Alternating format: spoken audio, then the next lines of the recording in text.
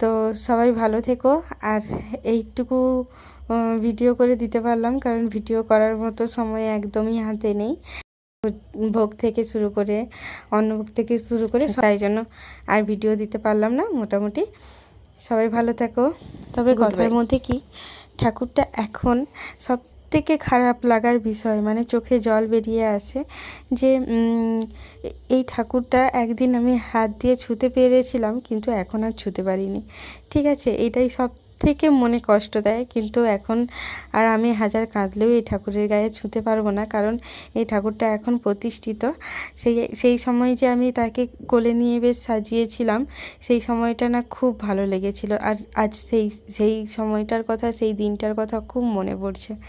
আর ঠাকুরটা ছোট হলে কি হবে, এতটাই মায়াবী চোখ, এত মায়াবী লাগে না ঠাকুরটাকে, যে কারোরই ঠাকুরটাকে দেখলে না খুব ভালো লাগে।